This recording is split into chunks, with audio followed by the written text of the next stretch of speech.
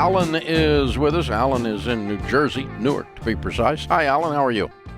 How you doing, Ramsey? Just trying to put this all together, and I hope to see how we can best unpack this.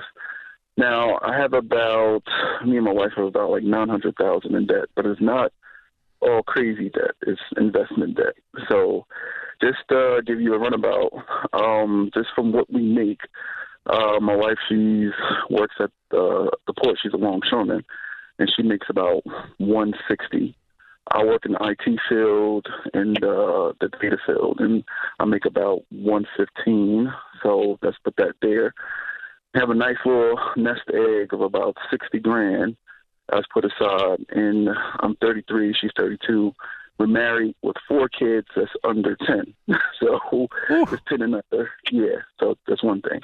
About the debt portion, I have about $166,000 in my primary home. I bought a house that I renovated, and I just renovated it as a 2-family home, and that's probably ARV is probably worth about $400 right now, and I don't have no debt on that. But however, I had to take it out about $100,000 to put into the property to renovate it. All right, so you do have debt on it, or you don't? I don't have debt on that property. No, I don't have debt on it. But you got $100,000 unsecured. Unsecured. That's that you used on that property. Okay. Correct. I got 20 in the line of, well, it's less than 100, but it's like 20 in the line of credit. Yeah. And about 50, about 50 from your favorite place so far. Yeah. Okay. Yeah, I got that one. And then we bought another house, a 4-family, for about for $500,000, but we got it down to like $450. We put some money into it. We put about 40 into it. What's it worth today? Probably like $650. And what do you owe on it total? What I owe on it right now? Mm-hmm. $450. Okay, so I got $850. Okay, there it is. All right. And then we have about my wife. She got a car, $23,000 in car, and about $6,000 on credit cards. No student loans. We paid all that off. And yeah. Okay. Why are you calling us? How can we help? Now here's the thing: the property that doesn't have any debt on it, right? I need to pull money out that property to get rid of the interest rate on the debt that I took out to renovate it, right? Yeah. Why are you calling us? To see. What do you want to do? How could you? What's the best way to structure it, and to see what your recommendation is? Okay. I started buying real estate when I was 22. By the time I was 26, I owned $4 million worth, and I had about a $3 million debt on it. So I had $1 million worth of equity in the real estate, starting from nothing. What you're doing sounds very stressful to me. It does not sound like there's any peace in your voice. Yeah, we try to figure it out. We try to structure everything. So. Yeah, I think you play the edges on everything, don't you?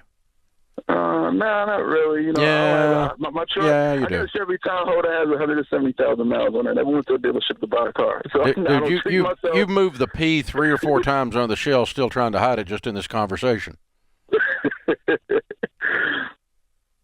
Yeah, you're and We're not in the debt restructuring business. We're in the debt payoff business, and it doesn't sound like you're at a point where you want to become completely debt-free or that you're willing to do what it takes to get there. Yeah, the question you're asking and the answers we're going to give are all around the same issue. The issue is, okay, you're 33. When you're 43, what moves are going to make you the best off? Okay? The best off financially and have the best quality of life with 4 little kids, and both of you work in big, high-stress jobs. And everything. So I'm going to get rid of one of these properties and a whole bunch of if not all of this debt in the process. Okay. Because I think that's going to add an amazing amount of peace to your life. A, you cut your number of tenants in half. B, you got rid of almost, if not all, of your debt. So 400 and 166 pays off. You get rid of everything but the debt on the rental. You pay off your mortgage, your car, your credit cards, and the $100,000 that's owed, and you sell the $400,000 property. That's probably what I'm going to do, because that will take me, because the peace and the calm, steady movement rather than the flailing about will cause you to build more wealth over time. And you've been just kind of pushing the edges on this. Maybe you don't realize you are, but and if you don't realize you are, that's even more of a problem. Because I know this guy because I was him. I mean, something about the real estate business, they take the risk meter out of your heart and they put it on a table and hit it with a hammer and break it, so you no longer can measure risk, and you don't perceive that all of this is risk. You just see returns. You get a little it's just like, starry-eyed. well, the renters are paying it off. No, they're not. The renters don't pay their bill half the time. You got a problem all the time with that, and so it's just an issue. So no, I'm going to move you backward, what feels like backward to you, but set you into a real calm place. Let's visit where you are at that point, okay?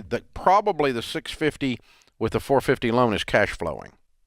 It's probably cash flowing a little, not a lot. But you got zero debt then. No house payment, no car payment, no $100,000 unsecured hanging out there at a high interest rate, and you only got a couple tenants. And you make $275,000 a year. And you're 33 years old. That's a much better place than where you are today, brother. That's a much more solid platform to launch into the future. We don't find, Alan, very many people in our millionaire study that borrowed their way into becoming millionaires using the system you're using or that I used when I went broke. Most people, the vast majority of millionaires, do not do that to become millionaires. And so that data is real. It's not a theory, and it's not a, well, what about the... There's no arguing with the actual data. Most people, Dave, especially young guys, they want to get into real estate investing, and our advice is to have a paid-for property for yourself first, then do all of your real estate investing in cash. To them, it sounds insane. Why do we say that? Because the shortest distance to wealth is always no debt. It's the shortest, fastest route. And it's not just I made that up. I mean, it's in the Bible, the borrower slave to the lender. Oh, also, all the data with the 10,000 millionaires that we've studied. Oh, also, if you just walk around and talk to rich people, they're not going to tell you, I did it with Bitcoin. I got this big hit. I bought llamas. I opened a llama farm. They were big one time. There was a big get-rich-quick thing on llama farms. Llama farms, wow. Yeah. And I bought Beanie Babies. They don't tell you that. And they don't say, I did nothing down real estate. Because I got to tell you, man, I knew probably 100 people doing nothing down real estate in the 80s. 100% of them are out of the business. Wow. Or they paid off everything and got out of the debt business. One of the two. I actually know one guy that he cashed out of about 3/4 of his portfolio, ended up with 25% as many properties, and they were all debt-free.